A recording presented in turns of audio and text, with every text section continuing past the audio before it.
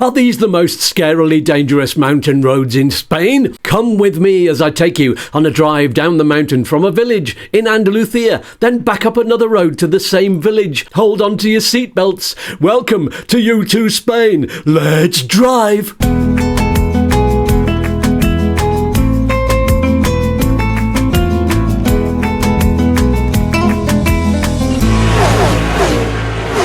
Hi, Skatz here from YouTooSpain, and I'm giving you the passenger's eye view of this drive down the mountain from the village of Cómpeta in the province of Málaga in Andalucía, right down past the road to Torrox to the A7 motorway that runs parallel to the coast.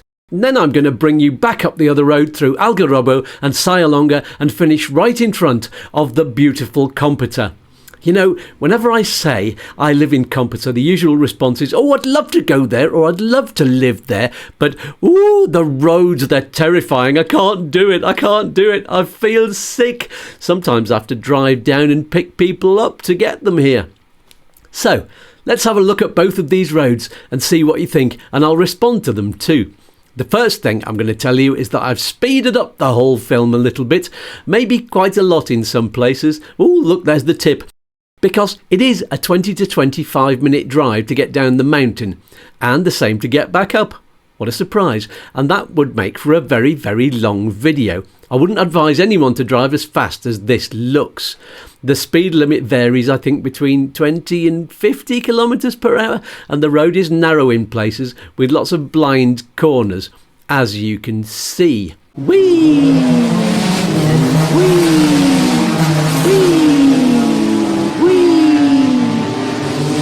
I do that a lot when I'm driving down the roads, even when I'm going a lot slower than this. You can see in a lot of places, there's a barrier on the right there, which is very sensible. And oh, look at that road. Oh dear, that was scary. No, you see, sometimes there are gaps in the barrier.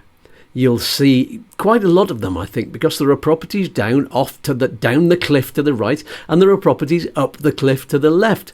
And there are really quite steep roads, a lot steeper than this one, off to both sides, and that can be a bit scary. I mean, you can't see, as you start to drive down one of those, you can't see where you're going at all. You can't see over your bonnet until you tip right down, and oh, that can be a bit scary.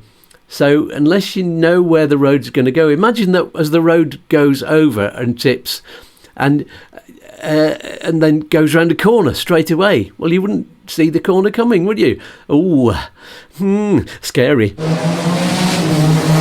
And it's looking very green, as you can see there, because the day before I filmed this, there was quite a lot of rain.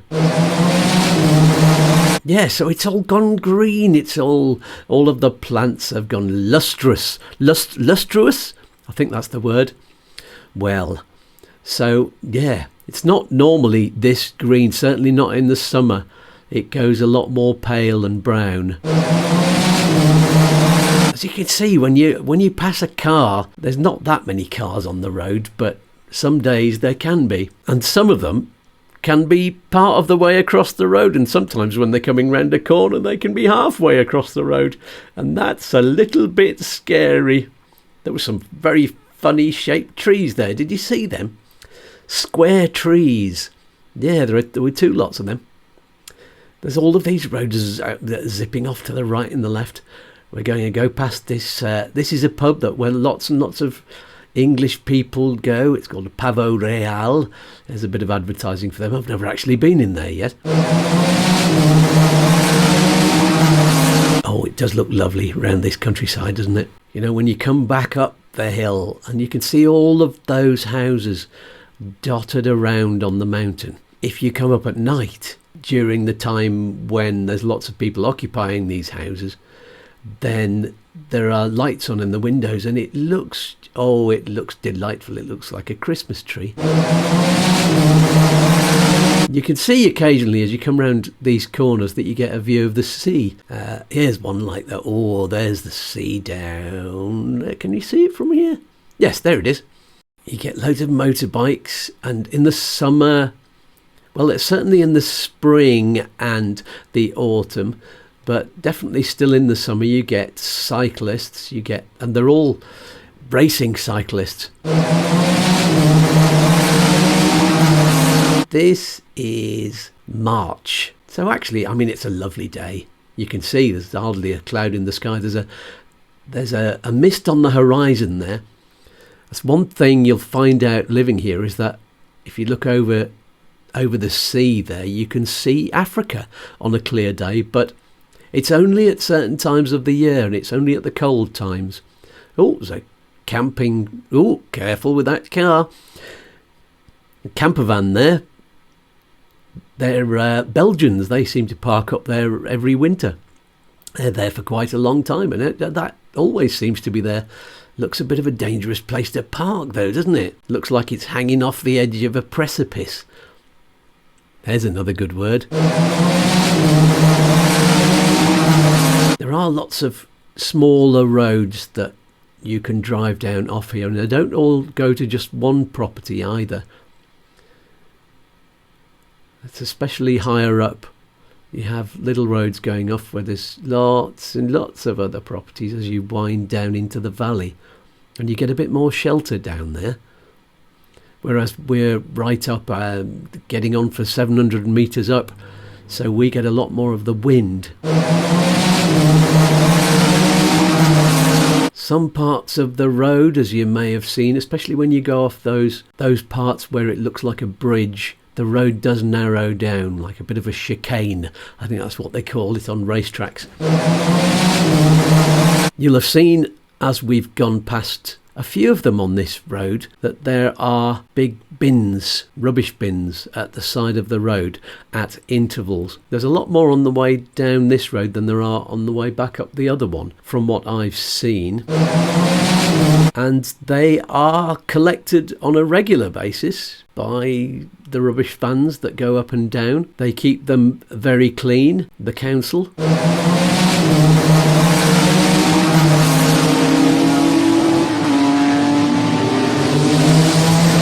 That's very handy, to have a place where you can drop off all of your rubbish, all of the bottles that you drink, all of the bottles of wine.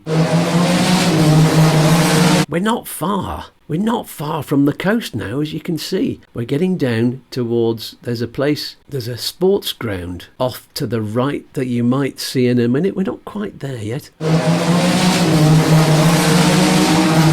We're very close now, and this is a place where there are lots of cars. It's a bit like a scrapyard, but a bit more posh. Lots of cars there, always parked there, and I don't think it's the people that work there. I think they are scrap.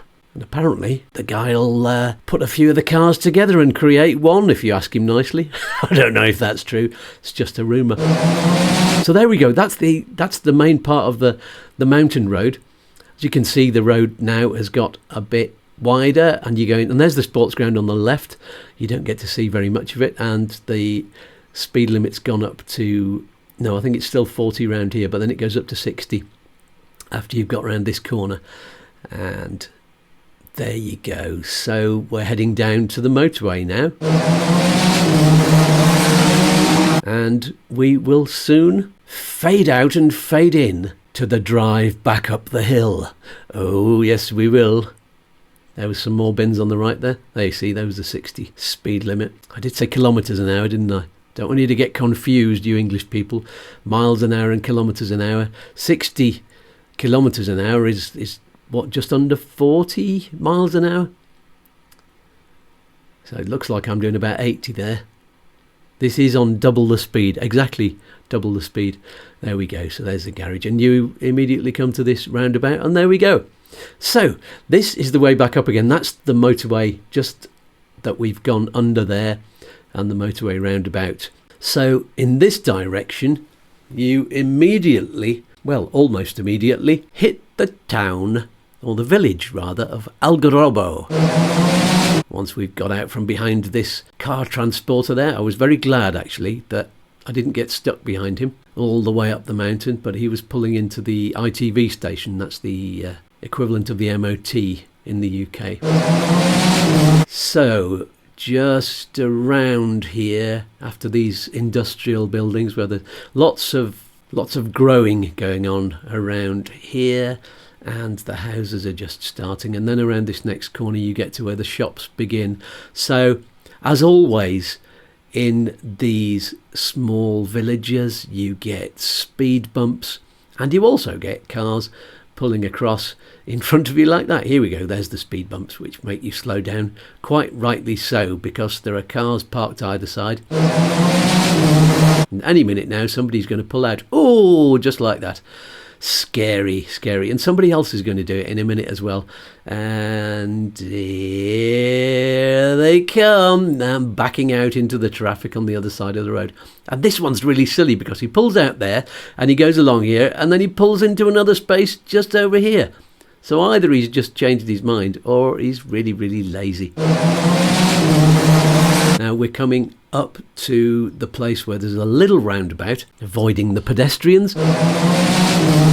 And if you go left at the roundabout, it takes you into the village, and watch out for the pedestrian crossings. There's usually a pedestrian crossing after a roundabout, so you have to always be very careful, because you need to be looking over your right shoulder as you go over roundabouts in case somebody's approaching you driving from the right. And then of course you've got to look forwards as soon as you exit the roundabout for the pedestrian crossing. Anyway, so as Algarrobo disappears off to the left, we're back on the mountain road.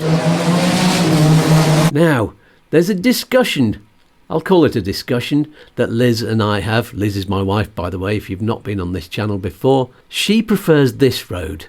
She always comes down this road. Now, this kind of goes diagonally as you look at the map from Competa off down and to the left. So it's a diagonal road. Whereas the Torrox road is almost vertical. So very often, if you're going to Malaga, which is off to the left, off to the west that would be, you would think that taking the diagonal road, which is a more direct route, would be better. And it is actually shorter by, I think, about 3 kilometres, if I'm right. But I prefer to take the Torrox road because, well, I think there are fewer bends on it. It's a bit difficult to tell because, as you can see, it's bendy. It's all very, very, very, very bendy. Very, very, very, very, very, very, very, very bendy. That's the technical term. It says that in the highway code, I'm sure. No, it doesn't. Don't be silly, Skatz. So anyway, we continually have this discussion. Not continually. That's silly. Otherwise we'd never stop, would we? There's no convincing either of us, even if you take into account that when you hit the motorway, you've still got to go down the motorway for several kilometres before you get to the Algarrobo turn. So you're going down two sides of a triangle if you go down the Torrox road, the way I like, rather than going down the diagonal road, which is just one side of the triangle, isn't it? Yeah, you'd think. But when you go on the GPS, sometimes it says the Torrox road is quicker and you save a minute on your journey, a whole minute. Can you imagine what a difference it makes? I've also made a video of me driving on the motorway as well. It was actually on this same journey.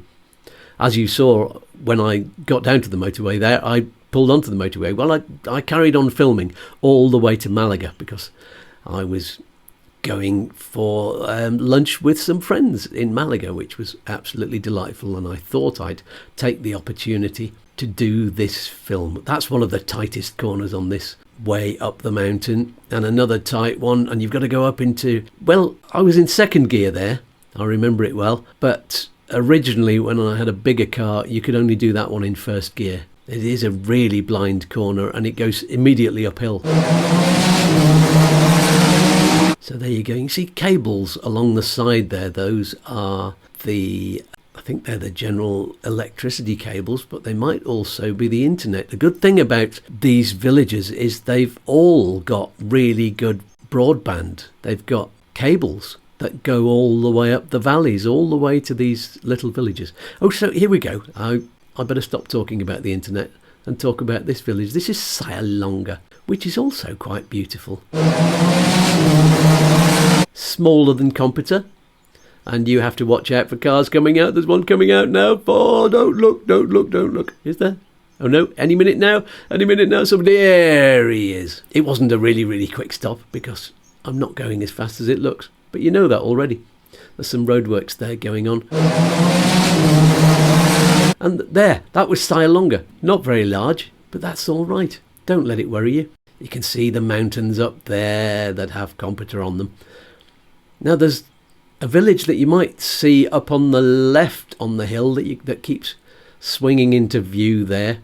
It did a minute ago. When we go round the next corner, you might be able to see it a little better. It's called Cómpeta. I don't think you can get to it from this road. There it is up on the hill. Looks lovely. But there's not very much there. I mean, there's houses to live in, but I think there's only one shop and a church. I'm not even sure they've got a town hall. I've heard they've got a good party, though. One of the fiestas. They have a very traditional one. And you'll see it again in a minute, I think. You'll also see higher up in the mountains. There's Cómpeta. You just got a little bit of a glimpse there of Cañas de Albaida, which is to the left of Competa. You can't see Competa yet. This is the wonderful thing about coming up these roads, either of the two roads. You don't get to see Competa really well until the very last minute. That was Cómpeta again. And there, down in the valley, there is Cañas. Cañas is bigger than Cómpeta. I think it's a little bit bigger than Salonga as well. Watch out for the cars. See, it's a 40 kilometres an hour speed limit there. There's a little bit of snow on the mountains there. Maroma is that highest peak over on the left. And those houses dotted around. I think this is all part of the campo of Competa. That's what we call the countryside. I think that's what the word means. We're not far away now. I was confused by these no left turn signs that keep poking up. I mean, that was somebody's driveway. Are they not allowed to get into it from that direction? You have to watch out for the motorbikes. Sometimes they're leaning over, going round those blind corners, and you just, like this one here, if they were coming round that corner, ooh, I've been very close to some sometimes. And sometimes you get the cyclists who are, 2 or 3 deep. There's a turn off there to Arches, which is a little village down in the valley just below Cañas. Another beautiful one. 2 or 3 restaurants there that are, I think, all absolutely delightful. I think I've been to all 3 of them, maybe 2. We're getting closer to these mountains now. I think you'll be able to see some of Competa soon. Yes, that was a bit of Competa. Yes, that's definitely Competa now, but you can't see all of it because there's another hill. It's straight in front of us. There it is. Here we go. We're getting very, very close now. And there's a petrol station fairly soon, I think. Yeah, not quite yet. It's the only petrol station in the area. There is one in Salonga. But really, if you've got this far up the mountain and you're running out of fuel, the only place to go is the petrol station that you'll see. Oh yeah, got overtaken there. I remember now, that guy had been behind me for quite a while and wanting to get round me because I didn't want to go too fast. Obviously, you don't want to go too fast on these roads, but as you can see, he's going fair whack. There, he's already gone, you see, he's already gone round the next corner. Disappeared completely now. Hope he didn't go off the edge. No, I don't think so. We'd have heard about it by now. Here's the garage on the right. Now, there it is. I couldn't see the fuel prices there. It was 160 something, 0.9. That's not the cheapest you can get, but there's no choice up here. But it is kind of more or less the same as the big garages. And you have to slow down sometimes to let these lorries pass because they take up a lot of road on the corners. So you just got to keep your eye out for them. We're very close now to the roundabout at the top of the village of Competa. So I'm going to slow down the film as we get to here. Here it comes now.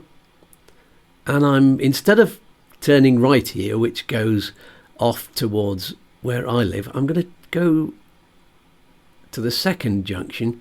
There's Competa, you see, and take you to the road into town, and then I'll just pull up here on the left.